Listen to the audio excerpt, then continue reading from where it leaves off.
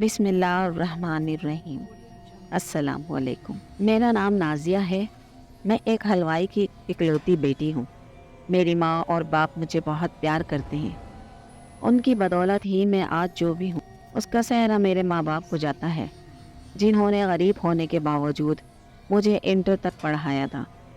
چونکہ وہ اتنے بڑے حلوائی تو نہ تھے، لیکن ان کی مٹھائی کی تعریف پورا محلہ کرتا تھا۔ چھوٹی سی معمولی دکان ہونے کے باوجود لوگوں میں ان کا کافی چرچا رہتا تھا۔ ارد گرد کے لوگ اپنے نکاح اور دیگر کے خوشی کے مواقعوں پر ابا سے ہی مٹھائی بنواتے تھے۔ میں بھی ان کی کبھی کبھار مدد کر دیا کرتی تھی، لیکن خاندان والوں کو میرا ہر کام میں ماہر ہونا ایک آنکھ نہیں بھاتا تھا۔ وہ موقع ملتے ہی اپنے دل و دماغ میں ہی رہا کرتے تھے۔ انہوں نے میٹرک کے بعد ہی کئی اوٹ پٹانگ رشتے بھیج کر میری شادی کروانا چاہی تھی۔ وہ ابا کی دکان پر نظریں جمائے بیٹھے تھے۔ ان کو میرے خلاف کرنے کے سو جتن کر چکے تھے، لیکن ان ساری کوششوں کے باوجود ابا نے کسی کی ایک نہ سنی، اور ساری مخالفت مول لے کر انہوں نے مجھے آگے پڑھنے کی اجازت دے دی، اور جہاں تک پڑھ سکتی ہوں یہ بھی اجازت دے رکھی تھی۔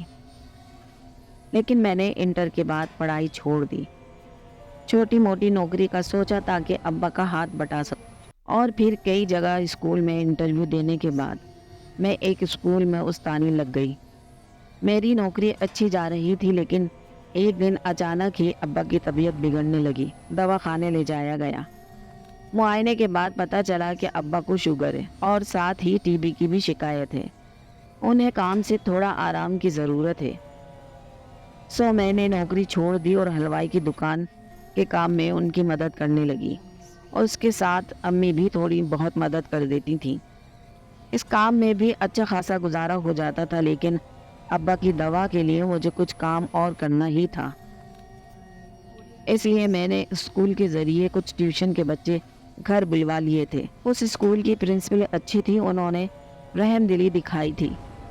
زندگی گزر رہی تھی، ابا کا علاج بھی جاری تھا، لیکن اچانک ایک دن ایک عجیب سا واقعہ رونما ہوا جس نے مجھے دہلا کر رکھ دیا تھا، اور میں حقیقی معنوں میں چکرا کر رہ گئی تھی۔ نازیہ، آج تم دکان مت جاؤ، گھر پر ہی کچھ مہمان آنے والے ہیں۔ میں صبح سویرے اٹھ کر سب سے پہلے نماز پڑھتی ہوں، اور پھر قرآن پاک پڑھنے کی تلاوت کر کے ناشتہ کرنے کا وقت ہوتا تھا۔ اس کے بعد اماں کے ساتھ گھر کی صاف صفائی میں تھوڑا ہاتھ بٹا کر ابا کی طرف دکان چلی جاتی تھی، جبکہ ابا نماز اور ناشتہ کر کے فوراً چلے جاتے تھے۔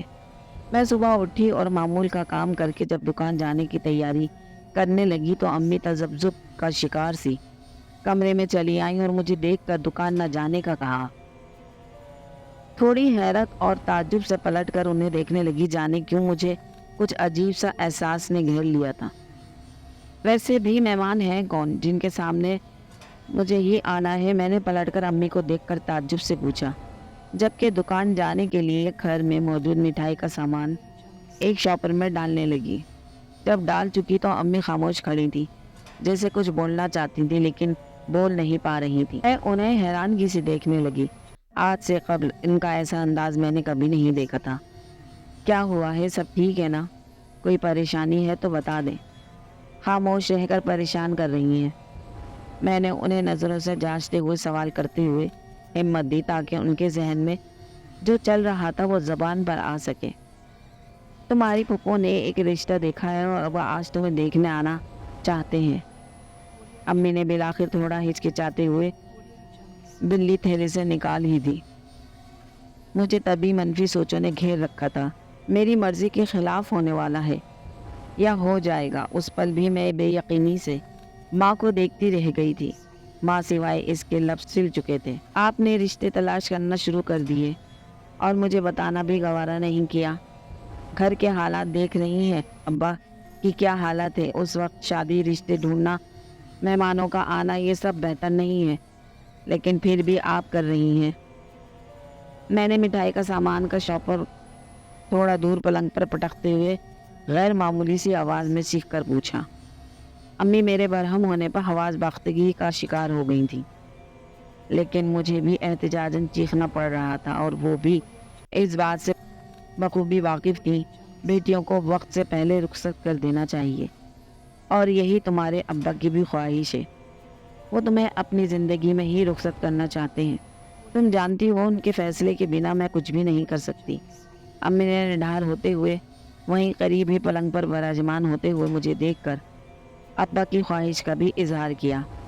ابا آج کل زندگی سے کافی حد تک مایوس ہو چکے تھے۔ ان کے انداز نے مجھے بے حد مایوس کر دیا تھا، اور آج کے اس قدم سے تو مانو مجھے بھی غصہ دلا دیا تھا۔ میں سر جھکائے ابا کی دن بدن کی بڑھتی ہوئی مایوسی کے متعلق سوچنے لگی، کس طرح انہیں اس سے نکالوں۔ ساتھ ہی جی بھر کے پپو پر بھی غصہ آنے لگا، جنہوں نے رشتہ لانے کا ٹھیکہ لے رکھا تھا، بجائے یہ سوچنے کے کہ ان کے بھائی کی طبیعت بگڑتی چلی جا رہی ہے۔ وہ ہمارے گھر میں شادیانے کے ڈھول بجوانے کی خواہش مند تھیں۔ ابا سے تو میں نمٹ لوں گی، فی الحال آپ انہیں فون کر کے انکار کر دیں، ورنہ میں خود انکار کرنا جانتی ہوں۔ میں نے کافی دیر اس پہلو پر غور کرنے کے بعد اٹھ کر اپنا عبایا اوڑھا، ساتھ ہی امی کو بھی حکم دیا، اور وہ مجھے میری حد درجہ بگڑے ہوئے انداز کو بھانپ کر مجھے یہ گھورنے لگی۔ ماں باپ کی موجودگی میں بیٹی کا بیاہ دیا جانا بہتر ہوتا ہے، ان کے بعد رشتہ دار کسی بھی ناقابل قبول کھوٹے سے باندھ دیتے ہیں۔ ہمیں ہمارا کام کرنے دو، اب میں بھی اتنی بوڑھی نہیں ہوئی کہ تمہارے ابا کی مدد نہ کر سکوں۔ بے فکر رہو، سارے کام بر وقت مکمل طور پر ٹھیک ٹھاک ہو جایا کریں گے۔ ہم دو ہی تو لوگ ہیں، 2 وقت کی روٹی ہی تو کھانی ہے، بس تم حامی بھر لو۔ دیکھو تمہارے ابا کی بھی یہی خواہش ہے۔ امی کے خدشات بھی اپنی طرف سے بالکل ٹھیک ہی تھے۔ ماں باپ کے ہونے کے باوجود ابا کے بھائیوں کو میں ایک آنکھ نہیں بھاتی تھی۔ پہلے میری پڑھائی، پھر جملے کسنا، اس کے بعد اسکول کی نوکری، اور پھر اب ابا کے ساتھ دکان پر مدد کرنے سے بھی انہیں مسئلہ تھا۔ یہ نہیں تھا کہ وہ بھائی کی بیماری پر ان کی مالی مدد کرے، تھوڑا ہاتھ بٹا دیں، لیکن یہ سب کرنے کے بجائے وہ جملے ضرور کستے، یا پھر ایسی بات کہہ جاتے جو برداشت کرنے کے قابل تو نہیں تھی، لیکن مجبوراً چپ رہنا پڑتا تھا۔ انہی رشتوں کے باعث مجھے نفرت سی ہو گئی تھی، جو مجبوری میں ساتھ دینے کے بجائے زندگی کا گھیراؤ مزید تنگ کرنا ہی جانتے تھے، تاکہ ہم جو اپنے آپ کو ہر حال میں خوش رکھنا جانتے ہیں، اپنے آپ سے بھی عاجز ہونا شروع کر دیں۔ ابھی بھی ماں کے خدشات جان کر میں تو صحیح معنوں میں دنگ رہ گئی تھی۔ امی، ابھی کے لیے آپ کو اور ابا کو خاموشی ساتھ لینی چاہیے، جب مناسب وقت آیا میں ہاں کر دوں گی۔ فی الحال ابا کو مکمل ٹھیک ہونے دیں۔ مجھے انکار نہیں ہے، بس ابھی کے لیے تھوڑا وقت درکار ہے، اور وجہ آپ بھی جانتی ہیں۔ میں نے نقاب منہ پر چڑھایا، شاپر اٹھایا اور ماں کے گلے لگتے ہوئے انہیں سرد میری کی چادر اوڑھے ہوئے جواب دیا۔ مجھے لگا شاید وہ مجھے سمجھیں گی، لیکن ان کے جواب پر میں نے دلی بے بسی محسوس کی تھی۔ تو وہ کون سا ابھی کے لیے ہی شادی کرنا چاہیں گے؟ تیاریاں ہوں گی پھر ہی جا کر بات بنے گی، تو تم کام سے فارغ ہو کر چہرہ دکھانے ہی آ جانا۔ اگر گھر نہیں بھی رک رہی تو جب بات پکی ہوئی تو کچھ ماہ کی مہلت لیں گے، ایسے تھوڑے ہی بیاہ دینا ہے ہم نے۔ امی مجھے منانا ہی چاہتی تھی، میں ان کے چہرے پر رقم عاجزی دیکھ کر ہمت ہار گئی۔ آج احساس ہوا تھا بیٹی ہونا بھی کتنا اذیت ناک ہوتا ہے۔ جب چاروں شانے چت کر دیے جائیں تو انسان ہار جاتا ہے۔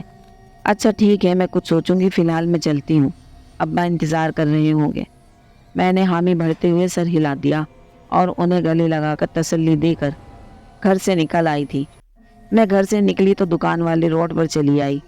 ابھی آدھے راستے ہی میں تھی، مجھے دور پار ہی کھیتوں میں ایک سیاہ کوٹ میں چھپائے گئے چہرے میں ملبوس کوئی ذی روح نظر آیا، جسے دیکھ کر میں چونک سی گئی۔ میں نے کافی غور کر کے چہرہ دیکھنا چاہا، لیکن نہیں دیکھ پائی۔ وہ مکمل طور پر سیاہ کوٹ میں ڈھکا ہوا تھا، سر تا پیر تک وہ بڑا سا کوٹ تھا، اور اس چہرے کے اوپری حصے کو سر سے نیچے ڈھکا ہوا تھا، جو تھوڑی دیر تک تھا، اور اس کا سر بھی جھکا ہوا تھا۔ میں تھوڑا ڈر بھی چکی تھی، لیکن پھر دھیرے دھیرے قدم اٹھاتے ہوئے دکان کی جانب چلی آئی۔ سارا راستہ میرے ذہن میں وہی چھپا گھومتا رہا تھا۔ جب دکان میں داخل ہوئی تو ابا مجھے حیرت و تعجب کے ملے جلے تاثرات کے ساتھ دیکھے جا رہے تھے۔ میں نے نقاب ہٹایا اور ہاتھ میں پکڑا سامان ابا کو تھما دیا۔ وہ ابھی بھی حیران ہی تھے، جس کی مجھے کچھ سمجھ نہیں آئی تھی۔ ارے آج تم گھر پر ہی رہتی نا، تمہارا وہاں ہونا ضروری تھا، ماں تمہاری مہمانوں کا کہہ رہی تھی۔ ابا نے بالآخر خود ہی میری خاموشی بھاپ سے ہی مجھے مخاطب کر کے کہا تو تب سمجھ آیا کہ وہ کیوں اتنی حیرت میں تھے۔ کون سے مہمان، کیوں ضروری تھا وہاں ہونا؟ میں نے مٹھائیوں کو ٹھیک کرتے ہوئے پلٹ کر ابا کو دیکھتے ہوئے ناسمجھی کی اداکاری کرتے ہوئے ان سے پوچھا، تمہاری ماں نے تمہیں کچھ نہیں بتایا؟ ابا میرے چہرے پر اطمینان اور لا علمی کا انداز دیکھ کر مجھے گھور کر پوچھنے لگے۔ میں نے اپنی ہنسی دبائی، وہ شدید حیرت میں تھے۔ آپ نے چوری چھپے رشتے کی باتیں چلائی ہوئی ہیں اور مجھے کانوں کان خبر تک نہیں ہونے دی۔ بہت بری بات ہے ابا، آپ تو کہتے تھے کہ میری رضامندی کے بنا کچھ نہیں ہو سکتا، لیکن پھر بھی بہت کچھ ہو رہا ہے، یہ تو زیادتی ہے۔ وہ خاموش ہو کر بیٹھ گئے تھے، جیسے انہیں اماں سے بھی اس قسم کی امید نہ تھی۔ میں مٹھائی ٹھیک کر کے پلٹی اور ابا کے قریب ان کے پیروں میں جا بیٹھی اور ان کی چڑیاں زدہ ہاتھوں کو اپنے ہاتھوں میں لے کر گلے شکوے کرنے لگی۔ میرے چہرے پر سنجیدگی دیکھ کر وہ بھی بے بسی میں مبتلا ہونے لگے، اور یہ بات میں بخوبی جانتی تھی کہ وہ بھی اماں کی طرح خدشات میں مبتلا تھے۔ تم جانتی ہو میری حالت کس قدر خراب رہنے لگی ہے، اپنی زندگی میں ہی تمہیں خوش دیکھنا چاہتا ہوں، ورنہ جس قدر یہ خاندان تمہاری آزادی پر آگ بگولا ہوتا ہے، میری غیر موجودگی میں تم سے سارے بدلے لے لے گا۔ ابا نے اپنے خدشات ظاہر کرتے ہوئے میرے سر پر اپنا کپکپاتا ہوا ہاتھ دھرا۔ میرا دل پسیجا، جی چاہا کہ رو پڑوں، لیکن اپنے آپ کو قابو میں رکھا۔ میری کم ہمتی پر ابا بھی ہمت ہار بیٹھیں گے، اس پل تو انہیں حوصلے کی اشد ضرورت تھی، جو صرف اور صرف میں ہی دے سکتی تھی۔ میری باتیں ہی مرہم بن سکتی تھیں، اور آپ کو لگتا ہے کہ میں ایسا ہونے دوں گی؟ یہی بزدلی تو نہیں سکھائی کہ منہ توڑ جواب نہ دے سکوں۔ میں نے تھوڑا سا مسکرا کر ابا کو دیکھتے ہوئے بہادری سے کہا، تو وہ مسکرائے۔ ان کی مسکراہٹ دیکھ کر مجھے بھی تھوڑی ہمت ملی۔ وقت اور حالات سب ختم کر دیتے ہیں، اور میں وہ سلوک تمہارے ساتھ ہوتا برداشت نہیں کر سکتا۔ یک لخت مسکراہٹ سکیڑ کر انہوں نے پھر بھی اپنی بات منوانے کی کوشش کی۔ مجھے بے حد چڑ ہو رہی تھی، لیکن مسکراہٹ چہرے سے غائب نہیں ہونے دی۔ اچھا چھوڑو، یہ کام کرو اور پھر جاؤ، مہمان آنے والے ہوں گے، تمہاری ماں بھی انتظار کر رہی ہوگی۔ میں جانتا ہوں تم بہت بہادر ہو، سب کر سکتی ہو، تو میری خوشی کی خاطر ہی صحیح یہ کام بھی کر لو۔ ابا نے یک لخت پینترا بدلا اور مجھے اپنی مٹھی میں جکڑنا شروع کر دیا۔ میں لب بھیجے اپنے آپ کو قابو میں رکھنے لگی تاکہ غصے میں، برہمی میں یا کا اظہار نہ کر بیٹھوں۔ آپ مجھ پر زبردستی فیصلے مسلط کرنا شروع ہو گئے، لیکن میں بھی رشتہ ہونے کے باوجود رخصت نہیں ہونے دوں گی۔ خود کو یاد رکھیے گا جب تک آپ ٹھیک نہیں ہوں گے۔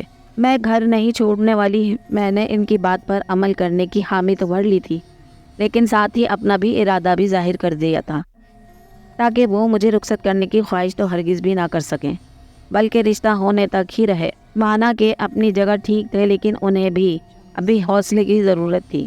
ایک مرض انسان کو یک لخت بدل کر رکھ دیتی ہے، سارے عہد و پیما اصول یک لختی ختم ہو جاتے ہیں، اپنے آپ مر جاتے ہیں۔ ابا کے ساتھ بھی یہی ہو رہا تھا، ایک غربت کی چکی میں پستے رہنا، دوسرا اکلوتی اور جوان بیٹی کی شادی کی فکر۔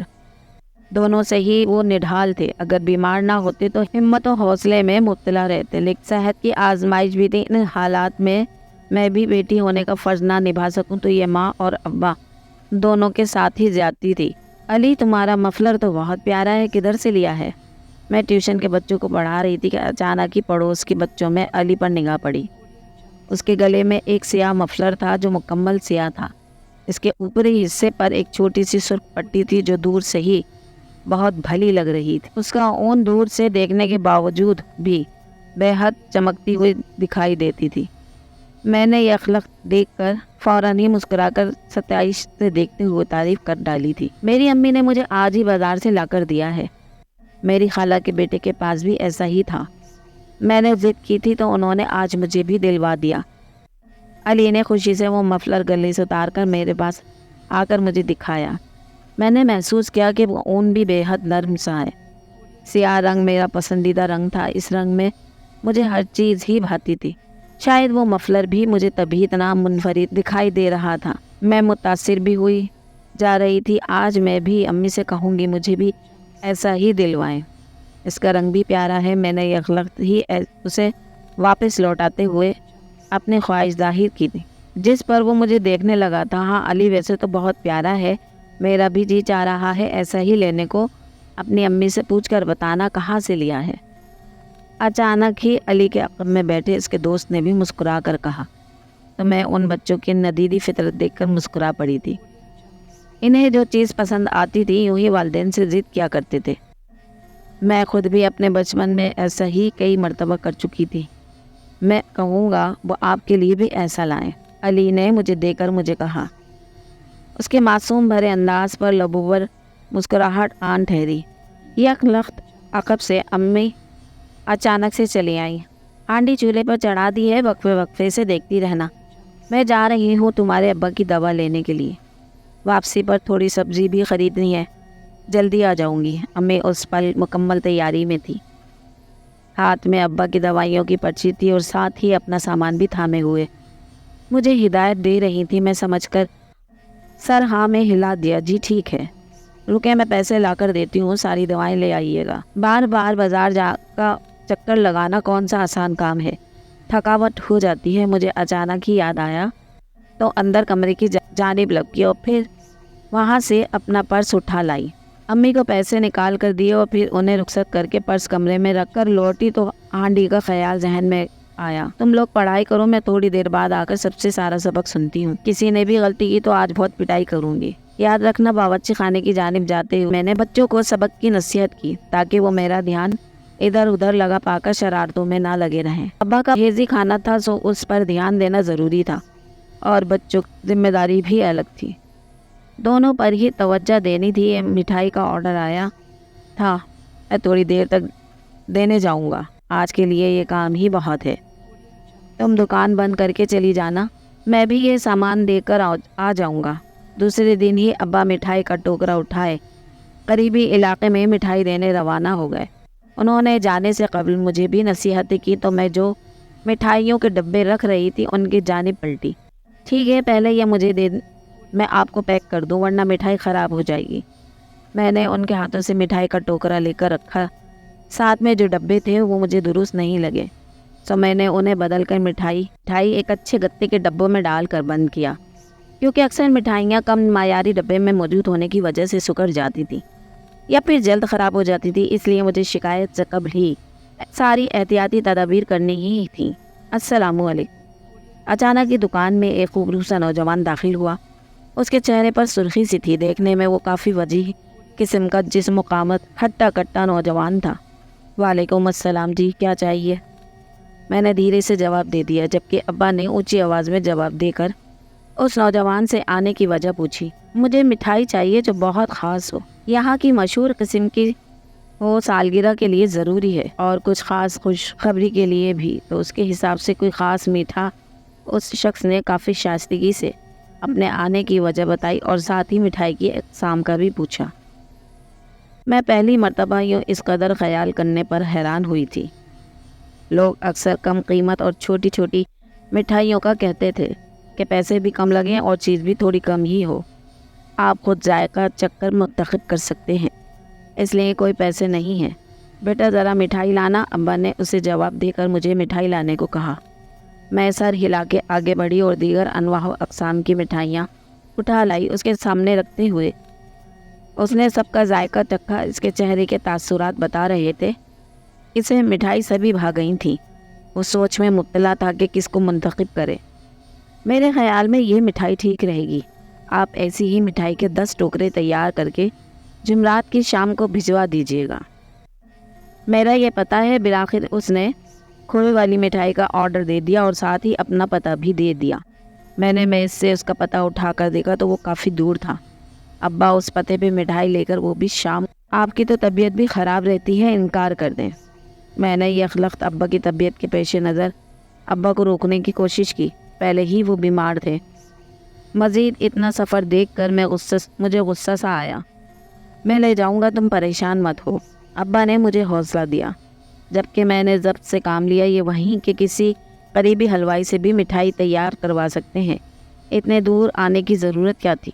میں نے چڑھ کر ابا کو دیکھتے ہوئے کہا، میں نے وہاں کی مٹھائی دیکھی ہے لیکن وہ مجھے پسند نہیں آئی، موقع کی مناسبت سے مجھے اہم خاص معیار چاہیے تھا، آپ براہ کرم بنا دیجیے گا، انکار مت کریں۔ اس شخص نے کافی دیر تلک سے میری جانب نگاہ اٹھا کر بھی نہیں دیکھا تھا، لیکن اب کی مرتبہ اس نے سر اٹھا کر براہ راست مجھے دیکھ کر مجھے مخاطب کیا تھا۔ میں سٹ پٹا سی گئی، اس میں عجیب سی کشش تھی۔ تمہیں آرڈر وقت پر مل جائے گا؟ ابا نے اسے یقین دلایا تو میں بھی لب سیے اسے ایک نظر دیکھ کر بقیہ اٹھا کر رکھنے لگی۔ آپ کا بے حد شکریہ، ورنہ میں جانے کہاں کہاں خوار ہوتا رہتا اور شاید ہی کوئی چیز پسند آتی۔ وہ شخص ابا کا شکریہ ادا کر کے وہاں سے چلتا بنا، جبکہ میں کافی دیر تک ابا کو ان کی اس جلد بازی پر گھورتی رہی۔ بالآخر وہ بھی مجھے اپنی مٹھائی لے کر وہاں سے چلے گئے تو میں نے بھی کام مکمل کر کے سیدھا گھر کی راہ لی۔ اماں بھی منتظر رہتی تھی کہ کب گھر جاؤں اور کب وہ دن بھر کی پوری کہانی سنا سکیں۔ سارا دن وہ محلے کی عورتوں کے ساتھ کام کرتے ہوئے باتیں کرتی تھی اور پھر شام کو مجھے نئی نئی دلچسپ باتیں سنایا کرتی تھی۔ ابھی میں آدھے راستے پر ہی تھی، مجھے کھیتوں میں ایک عجیب سے شور برپا محسوس ہونے کی آواز آئی۔ میں نے پلٹ کر دیکھا تو وہی سیاہ کوٹ میں ملبوس زیرو وہاں سے گزری۔ اندھیرا ہونے کی باعث مجھے دکھائی نہیں دیا تھا، لیکن اس مرتبہ اس کا چہرہ کافی کھلا ہوا تھا۔ دو چمکتی ہوئی آنکھوں نے مجھے ایک پر اسرار نظروں سے دیکھا تھا۔ میرا دل اتنی شدت سے دھڑکا تھا کہ میں اپنی چیخیں دباتے ہوئے الٹے سے بھاگنے لگی اور بھاگتے بھاگتے اس جگہ سے میں ایک سیدھی سڑک پر آ گئی تھی۔ میں نے اپنی چاروں اور دیکھا تو میری آنکھیں پھٹی کی پٹی رہ گئی تھی۔ شمال کی جانب ہی وہ سوٹ میں ملبوس میرے پیچھے پیچھے تھا۔ میں نے فرار ہونے کی کوشش کی، لیکن میں ڈر و خوف میں مبتلا راستہ ہی بھٹک چکی تھی اور اندھیرے کی وجہ سے کچھ دکھائی بھی نہیں دے رہا تھا۔ وہ دھیرے دھیرے میرے قریب آنے لگا اور میرا خوف بھی شدت اختیار کرنے لگا۔ میں نے دل ہی دل میں اللہ کو مخاطب کیا اور دعائیں کرنے لگی۔ یہاں کیا کر رہی ہو؟ اس راستے پر آنا ضروری تھا؟ ایک دم میرے کانوں میں ابا کی آواز گونجی۔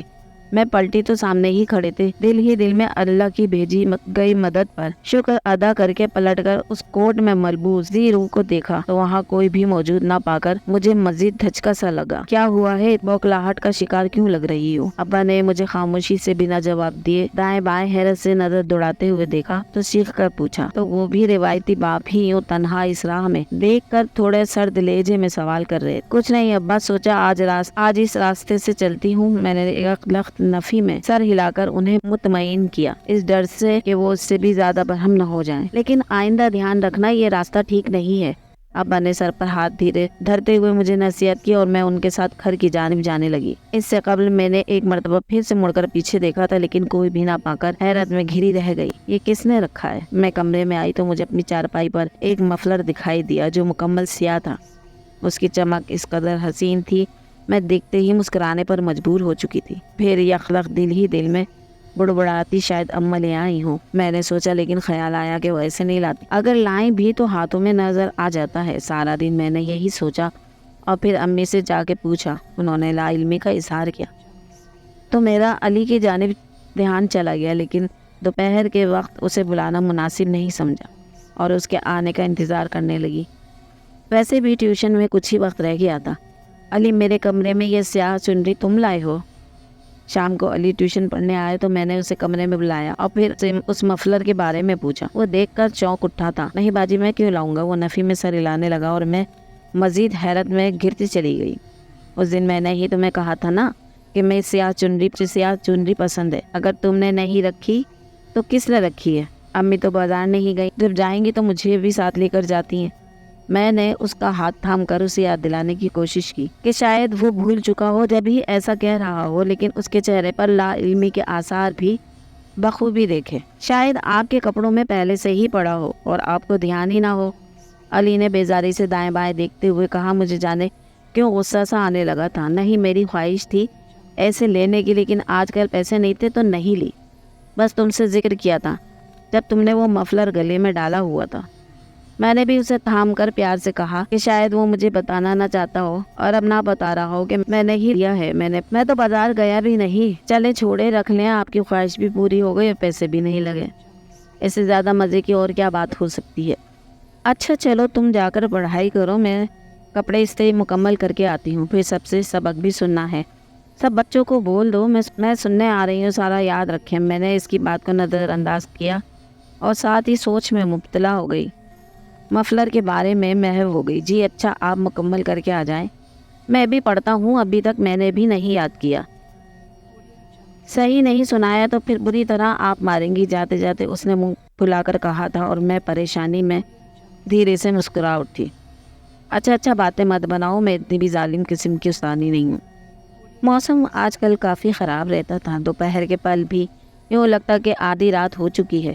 اور ایسے ہی موسم میں جب ابا بھی آرڈر دینے گئے ہوئے تھے تو اچانک ہی مجھے دکان کے باہر کسی کی موجودگی کا خدشہ لاحق ہوا تھا۔ جس دن سے میرے ساتھ وہ گہری نظروں والا اور پیچھا کرنے والا واقعہ ہوا تھا، تب سے میرے ہوش و حواس ٹھکانے سے ذرا دور پرے ہی رہتے تھے۔ ہر پل ایک خوف سا لاحق رہتا تھا کہ کوئی میرے پیچھے کھڑا ہے۔ اس پل بھی میں جھرجھری لے دکان کے تھوڑا باہر ہو کر ڈرتے ڈرتے باہر دیکھنے لگی۔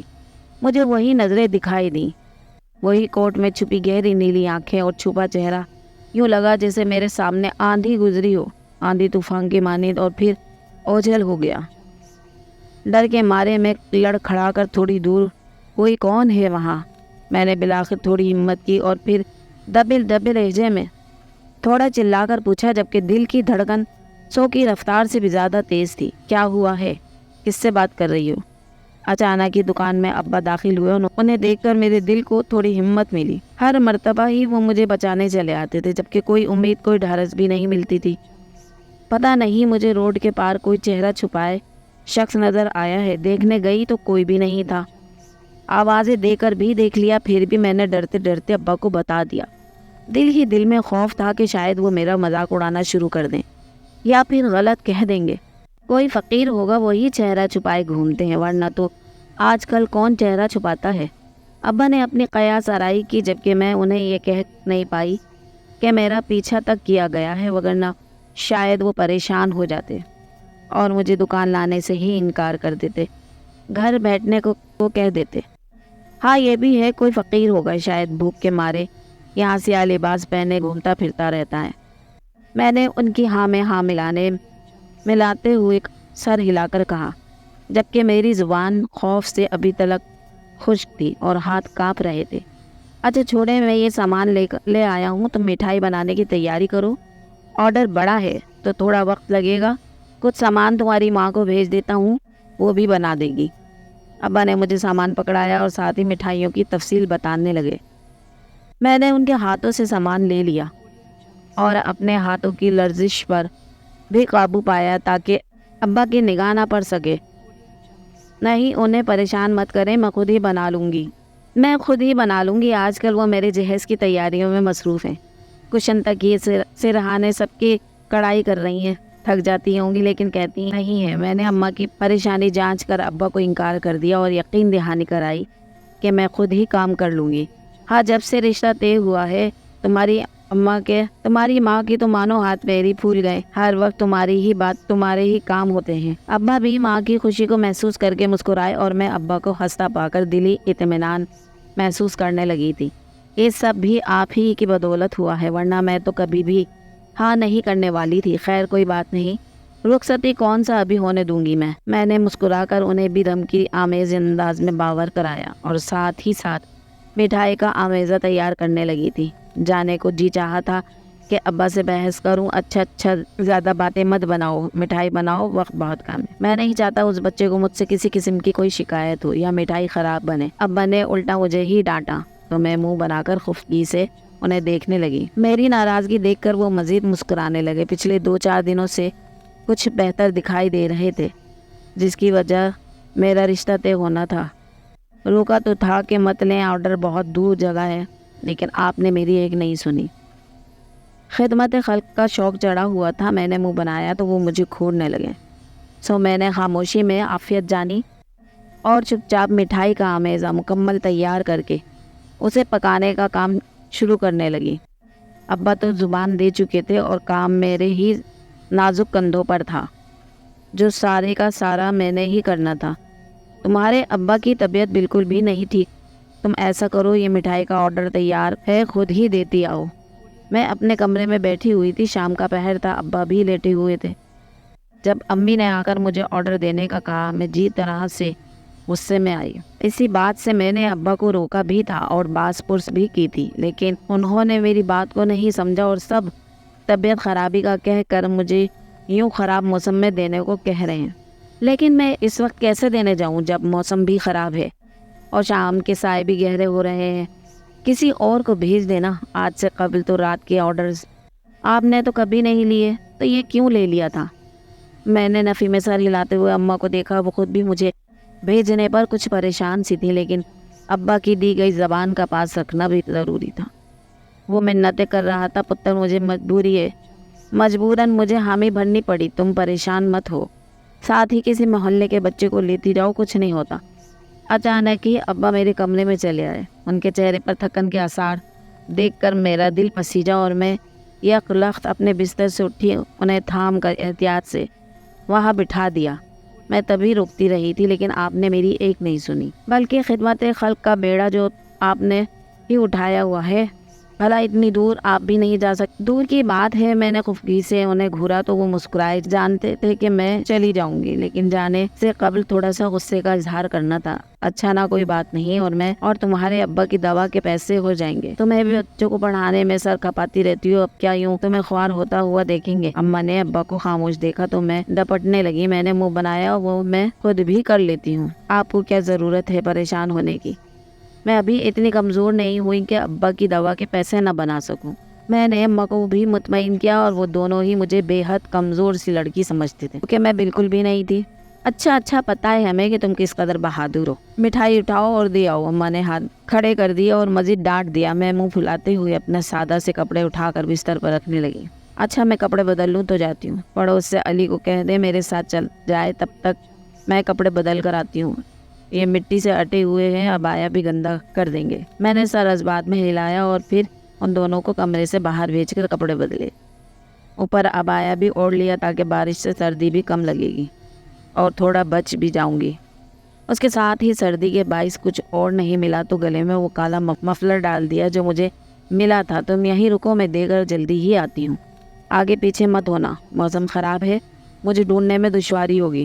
میں علی کے ساتھ تیار ہو کر چلی آئی تھی۔ اس پل میں نے عبایا لیا ہوا تھا اور سر پر بھی وہ اونی مفلر لپیٹا ہوا تھا تاکہ مجھے سردی نہ لگ جائے، کیونکہ سردی مجھے بخار میں مبتلا کر دیتی تھی، جس کا ٹھیک ہونا بے حد مشکل امر ہوتا تھا۔ میں اس پتے پر پہنچی تو ایک چھوٹا سا بے حد خوبصورت گھر تھا، جس کے باہر والی دیواریں مکمل سفید تھیں۔ میں نے پلٹ کر علی کو وہیں رکنے کو بولا اور خود اندر جانے لگی، لیکن پھر جلدی سے اسے ادھر ادھر نہ ہونے کی تاکید بھی کی۔ آپ بے فکر رہیں، میں یہیں کھڑا ہوں۔ علی نے مجھے تسلی دی تو میں اس خوبصورت سے گھر کے اندر چلی گئی۔ اندر داخل ہوتے ہی میری آنکھیں اندھیرے میں گم ہو گئیں۔ باہر سے وہ گھر تو سفید تھا، لیکن اندرونی طور پر وہ مکمل سیاہ تھا۔ اس کی دیواریں اوپر سے ہی سیاہی میں لپٹی تھی، جسے کسی نے اس پر سیاہی الٹ دی گئی ہو۔ میں حیرت سے اس عجیب سے منظر کو دیکھنے لگی۔ یک لخت ہی وہاں روشنیاں جل اٹھی۔ سامنے کا منظر دیکھ کر مانو میرے ہاتھ پیر کانپ سے گئے، ہاتھ سے مٹھائی پھسل کر زمین پر گر گئی۔ تم یہاں کیا کر رہے ہو؟ کون ہو تم؟ کیوں کر رہے ہو میرا پیچھا؟ میں نے سامنے ہی اس سیاہ کوٹ میں ملبوس ذی روح کو دیکھ کر چیخ کر کہا۔ وہ میرے سوال سن کر پلٹا اور اپنا ڈھکا ہوا چہرہ الٹ دیا۔ اس کے چہرے کو دیکھ کر میں مزید حیرت میں گر گئی۔ وہ مٹھائی کا آرڈر دینے والا ہی خوبرو شخص تھا۔ میری آنکھیں حیرت سے پھٹی کی پھٹی رہ گئیں۔ یہ لڑکی ہے، اس سے شادی کرا دو۔ اچانک ہی کسی کونے سے دو تین عورت نما شخصیات نکلی۔ یہ لڑکی ہے، اس سے میری شادی کرا دو۔ اچانک ہی کسی کونے سے دو تین عورت نما شخصیات نکلی اور اس شخص نے میری جانب اشارہ کر کے انہیں کہا۔ وہ سیدھا میرے سر پر آن کھڑی ہوئی اور دونوں نے میرے بازو جکڑ لیے۔ کیا مطلب شادی؟ کس کی شادی؟ میرا ہاتھ چھوڑو، مجھے تکلیف ہو رہی ہے۔ میں نے ان دونوں کو حیرت سے دیکھ کر اپنے ہاتھ چھڑانے کی کوشش کی۔ ان کے ہاتھ اس قدر فولادی تھے کہ مجھے اپنی کلائیاں ٹوٹتی ہوئی محسوس ہوئی۔ اسے پکڑے رکھو، یہ بھاگ سکتی ہے، بہت مشکل سے ہاتھ آئی ہے۔ کتنے دنوں سے پیچھا کر رہا ہوں، لیکن یہ تو ٹیڑھی کھیر نکلی تھی۔ اس شخص کے چہرے پر جو کل تک مجھے بے حد نرمی اور اطمینان کے ساتھ شائستگی نظر آئی تھی، آج وہ بالکل معدوم تھی۔ اس کی جگہ وہاں کرختگی تھی، رعب تھا اور حقارت سی تھی، جسے دیکھ کر میں بے یقینی سے دلی صدمے سے دوچار ہونے لگی تھی۔ مجھے کچھ بھی سمجھ نہیں آ رہا تھا، حالانکہ دماغ پر زور دے کر بھی دیکھ چکی تھی۔ کیا بولے جا رہے ہو؟ تم کون ہو اور میرا پیچھا کیوں کر رہے تھے؟ مجھے ہر جگہ کیوں دکھائی دیتے ہو؟ میں نے ناسمجھی سے اس کے چہرے کو دیکھتے ہوئے چلا کر پوچھا۔ ان عورتوں کے چہرے دیکھ کر مجھے کراہیت محسوس ہو رہی تھی، ساتھ ہی ان کے وجود سے ایک عجیب مدہوش کر دینے والی مہک آ رہی تھی، جس سے مجھے اپنا سر گھومتا ہوا محسوس ہو رہا تھا۔ اور میں چاہ کر بھی اس سے چھٹکارا نہیں حاصل کر پا رہی تھی، کیونکہ میرے دونوں ہاتھ ان کی گرفت میں تھے اور میں اس تکلیف سے بول بھی بمشکل رہی تھی۔ میں جن زادہ ہوں، میرا بیٹا ہے، جن زادہ ہے، اس کا رنگ سیاہ ہے، اس کی ساری طاقتیں سیاہی میں لپٹی ہیں۔ کئی دنوں سے میں تمہارا پیچھا کر رہا ہوں۔ اس کا علاج ایک انسانی لڑکی سے شادی کروانے سے ہو سکتا ہے، اور لڑکی بھی وہ جس کو سیاہ رنگ پسند ہو۔ اس شخص نے دھیرے دھیرے مجھے بتانا شروع کیا، اور پھر وہیں موجود صوفے سے پردہ اٹھایا۔ سامنے ہی ایک بونے کی شکل میں موجود سیاہ حبشی قسم کا جن زادہ موجود تھا، جسے دیکھ کر میں الٹے قدم پیچھے ہونے لگی۔ اس قدر بھیانک حقیقت کھلنے پر میرے اعصاب گرنے سے لگے۔ میں شادی نہیں کر سکتی، مجھے گھر جانے دو ورنہ میں چلانا شروع کر دوں گی۔ میں نے ایک لخت ہمت کی اور چلا کر بولنا شروع کر دیا، ساتھ ہی اپنی پوری طاقت لگا کر ان عورتوں سے اپنی جان بچانے لگی۔ مجھے اب دکھائی دینا شروع ہوا تھا، اس گھر کی دیواروں پر کھوپڑیاں لٹک رہی تھیں، چاروں جانب ایک عجیب سی بو کا منظر تھا۔ وہ شخص بھی اپنے جن زادے کے روپ میں آ چکا تھا، سخت چٹانوں سا انداز، چہرے پر کھردراپن اور پتھریلی سی صورت۔ تم ایک ویرانے میں آ چکی ہو، یہاں تمہارا چیخنا چلانا بیکار جائے گا۔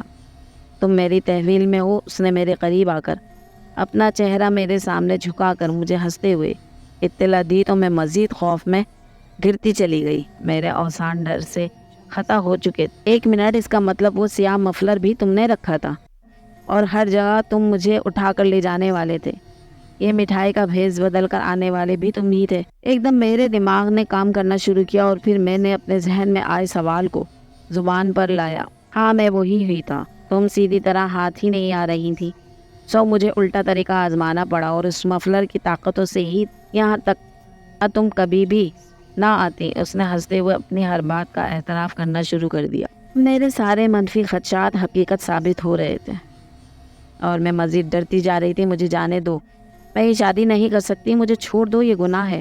میں روحاسی ہو کر چلانے شروع کر دیا۔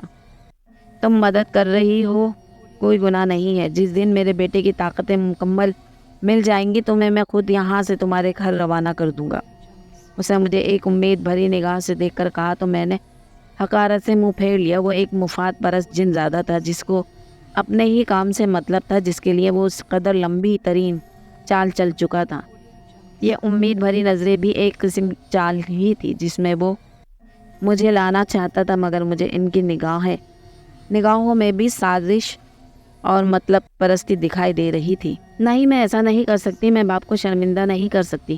چھوڑو مجھے، میں یہ کہہ رہی، میرا ہاتھ چھوڑو، میں نے چیخ کر کہا اور پھر ان عورتوں کو غصے اور جنون سے دیکھا تاکہ وہ میرے ہاتھ چھوڑ دیں۔ لے جاؤ اسے اور عروسی لباس پہنا کر لاؤ۔ اگر شور مچائے تو زور زبردستی کا حق میں تمہیں دیتا ہوں۔ جن زادے نے ان عورتوں کو حکم دیا تو میں نے چھینا جپٹی شروع کر دی۔ اسی اثنا میں میرا ہاتھ 2 قدم دور صوفے پر بے سود پڑے اس کے بیٹے کی گردن پر جا لگا۔ میں نے ایک دم اس کو دھمکایا اور ڈرانا شروع کر دیا۔ میرے چہرے سے صاف ظاہر تھا کہ میں اس بے جان پڑے جن زادے کو مارنے والی، ساتھ ہی ساتھ میں نے دل ہی دل میں درود پڑھنا شروع کر دیا تھا۔ اچانک ہی مجھے وہاں سفید دھواں پھیلتا ہوا دکھائی دیا اور وہ عورتیں اور جن زادہ چیخنے چلانے لگے۔ انہوں نے جان لیا کہ میں کوئی دم کر رہی ہوں۔ ان کے ہوا میں تحلیل ہونے کی دیر تھی۔ میں الٹے قدم باہر کی جانب بھاگی۔ وہ جن زادے آگ کے شعلوں سے یکلک دھواں بن کر فضا میں تحلیل ہو چکے تھے۔ آپ نے اتنی دیر لگا دی، میں کب سے ٹھنڈ میں کھڑا ہوں۔ میں بھی کاش ساتھ ہی چلا جاتا اندر۔ میرے چہرے پر ہوائیاں اڑ رہی تھیں۔ گھر سے باہر بھاگی، سامنے ہی علی کانپتا ہوا مجھے بولا تو میں نے اس کی بات کو نظر انداز کر کے اس کا بازو پکڑا، آگے چلنے لگی۔ میرے قدموں کی رفتار تیز تھی، ہاں بس تھوڑا وقت لگ گیا۔ چلو جلدی جلدی تیز قدموں سے بھاگو، میں نے جاتے جاتے اس کو بھی جواب دیا تاکہ وہ مزید کوئی سوال نہ کر سکے، جبکہ وہ میرے چہرے کی اڑی ہوائیاں دیکھ کر کافی پریشان تھا۔ لیکن میں نے اسے یہ بات بتانا مناسب نہیں سمجھا اور سیدھا گھر جا کر ہی دم لیا۔ اس حادثے سے مجھے تو یوں لگا جیسے مجھے ایک نئی زندگی ملی ہو۔ گھر واپس آ کر میں بالکل گمسم سی رہنے لگی۔ اماں نے دیر لگانے کی وجہ پوچھی تو میں نے موسم خرابی کا بہانہ کر دیا۔ اس کے بعد دکان پر جب بھی دور جگہ کا آرڈر ملتا میں یکلک سرد میری سے ابا کو روک دیتی۔ وہ وجہ پوچھتے میں وہ بھی نہیں بتاتی۔ اس حادثے سے مجھے نکلنے میں کئی ماہ لگے تھے، کیونکہ خواب میں وہی چہرے، وہی کھوپڑیاں اور جن زادے کا سیاہی میں لپٹا بیٹا مجھے دکھائی دیتا تھا، جس نے مجھے خوف زدہ کیے رکھا۔ لیکن اس میں نکلنے میں میری مدد قرآن باغ نے کی اور اللہ سے دعاؤں کا نتیجہ تھا کہ میں سنبھل گئی۔